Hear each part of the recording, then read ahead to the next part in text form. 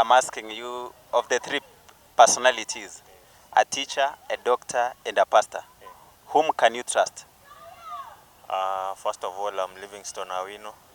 So when it comes to trust, it depends with the situation in which a person is, because you can't say of the three you'll trust them in when you are in one situation. So it depends with the situation. Let me say maybe you are in a situation, maybe according health-wise, have a problem health-wise. So you'll have to trust a doctor more than a pastor, because you can't go for a pastor when you are having health problems. You go to the doctor, you first of all get the treatment, and then you go to the church.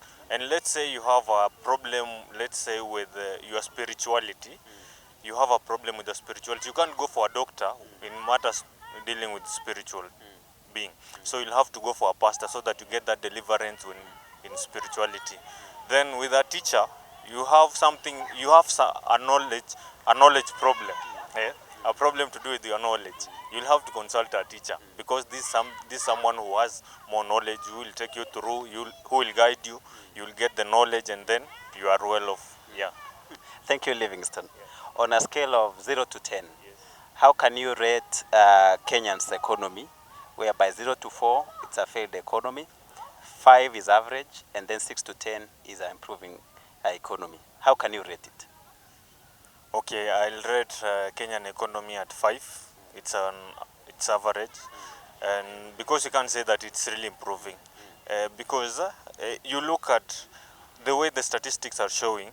Let's say right now people are thinking that maybe the economy is improving, but in the real sense, it's the problems out there.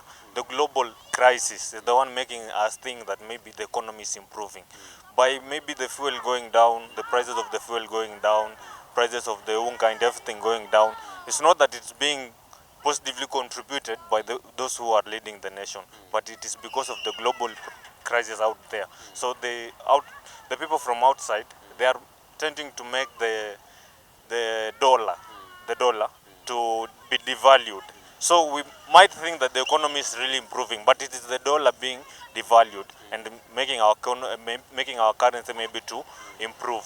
Yeah, so the Kenyan economy is at 5. It's at an average.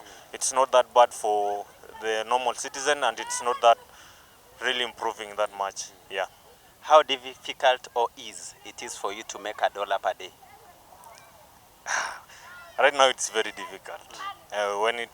Let me say on a scale of 0 to 10, it's maybe a 4, because it's very difficult. Right now, making that dollar, first of all, you will have to struggle for it.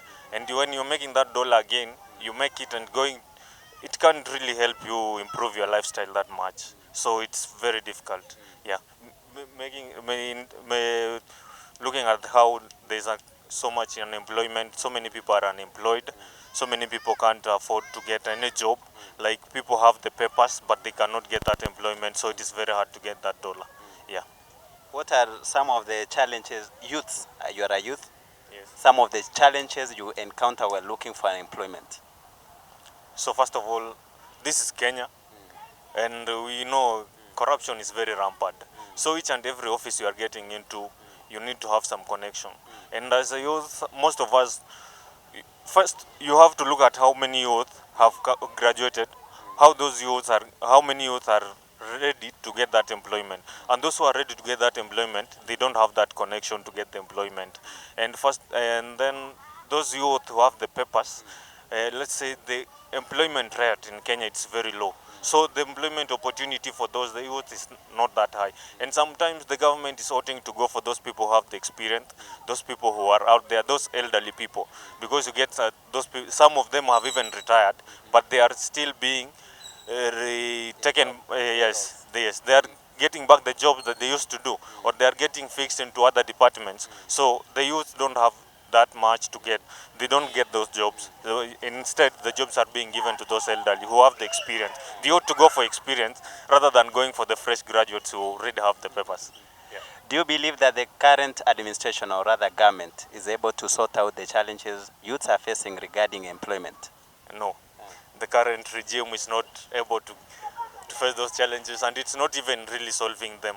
In fact, we can't rely on global employment. You can't go look for employment out there. Yes, you get the employment. We have opportunities out there. But how many people have the passports? How many people have the visas to get out of the country and go and get those employment? And how many people have that? How many people have that money to get out there and get the employment? And let's say they have the employment opportunities are there in other countries. So how many people, how many youth can go out there and get the employment? The government can go and negotiate on behalf of the people from other nations, saying that maybe you have employment opportunities. Let's say, for example, in Australia, the employment opportunities are there. But are they going to cater for the needs of these people to travel from this country, from Kenya, to go to Australia and get the employment? Are they going to cater for the needs of those people who are going there? Let's say in terms of getting shelter, in terms of getting food, in some accommodation basically, and the fare to get the transportation costs to get to the other nations. So it becomes a challenge to those people who don't have the funds. Yeah. So Livingston, are you a registered Kenyan voter? Yes, I am. Yeah. Now, in a scale of 0 to 10, how can you rate President William Ruto of Kenya? 0 to 10. I'll rate him at an average score of 5. Yeah, he's not really doing that much, and he's not really not doing anything. At least he's doing something, but it's not that much to solve the crisis being faced by the Kenyans and the youth and of course everybody. Yeah. So now, in the first 2-3 years of his administration, do you really believe that he's going to deliver on his manifesto to Kenyans? No, he's not really going to deliver. He promised so much that maybe he promised too much that he couldn't achieve. At first I tend to think that maybe he thought that maybe getting this job, it will be an easy job, maybe to get everything work. But it's not that easy getting everything work, because it needs some other departments, it needs some other people who can help him and carry out all these activities. And he's that one man who tend to believe that maybe everything, he has control over everything, and maybe he doesn't trust anybody. So taking everything onto himself, it becomes a challenge, because you need some people to help you grow the economy. You need some people to get that advice. You can't rely on your own advice at all times. You can't rely on your everything at all times. Relying on yourself, so it becomes a bit very difficult for you to achieve everything that you ever wanted to achieve. Maybe my last question. Yes. Do you really believe that in Kenya we have seen two communities leading the country since independence? Do you think that it's time that as Kenyans try another person outside the two? I will say no. We are living in a democratic world. We are living in a democratic country, and living in a democratic country, of course, the tyranny of numbers works. So those who have the numbers will obviously take the day. Those who have the best, who have the convincing power, will obviously take the day. And but our democracy has really failed us, because corruption is everywhere, and we tend to get that maybe during politics, during elections, we are not guided by the democratic rules and principles, but we are being led by the corruption powers, and those who have the numbers take it. So our democracy is still low, and our election rules need to be revised. We need to look into ourselves. We need to look at the constitution and maybe think of how best we can deal with corruption. The start of all problems in this country is corruption.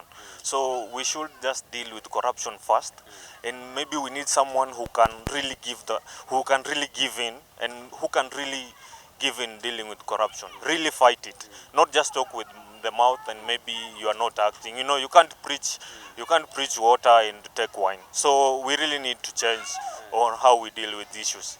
Coming to corruption, many Kenyans and youths, we really believe that it's our leaders who are corrupt. Is that the case? No. Everybody is corrupt. We can't take the leaders into account saying that they are the only corrupt people. Because if that leader is coming to corrupt you so that he gets into power, and you are accepting that bribe, you are accepting to be bribed so that he gets into power, of course you are also corrupt. So you can't just say the leaders are corrupt. But the rate at which the leaders are corrupt, it's a higher rate. The percentage of leaders being corrupt is a higher percentage as compared to the common mwananchi being corrupt. So sometimes our minds tend to be confined on the bribes that we are being given during the electioneering period. And then after all, we come and regret and start thinking that maybe we should have done this, we should have gone this way. But the regrets come later. So we remain to suffer by ourselves. This is Livingston, a Kenyan youth, giving out his opinion. And now this could be my last question for you, Livingston. Yes. And this one is aimed at you now that economy is hard. Yeah. There's that one thing that you can tell a Kenyan youth outside there. To the Kenyan youth, Yeah, Kenyan youth who is watching you. it's high time we as youth, we look onto our actions, we look onto our minds, we refresh our minds. Because it can't be that every time and every now and then when it comes to electioneering periods, we are bribed, especially we youth, we are being misused by those leaders, we are being misused by politicians, going out there fighting for someone. We end up, some of us even lose lives. We fight for people who go ahead and even forget about us. And we are not, we youths, we are not really doing that much to get into the positions. So we need to stand up for our rights. We need to come up for ourselves and maybe stand out and fight for these positions. We try to clinch onto the top of these positions, get them so that we can at least make decisions on ourselves. And it's a high time we youths we stand. We just look onto our minds. When it comes to electioneering periods, we make our decisions and our decisions should be firm. We should base our decisions on the laws and principles that govern us, we as youth, not being bribed, because being bribed will make us still, we are being stepped on by these elders, so we should not allow to be bribed, but we should stand up and fight for what is legally ours. Yeah. Can you be a leader someday in the future? Yes, of course I can. I can be a president. Why not? It's only that we lack money, we lack the resources, we lack the funds, but So we your can. dream is to become a president? Yeah, I can. Yeah. Of this republic? Yes, I can.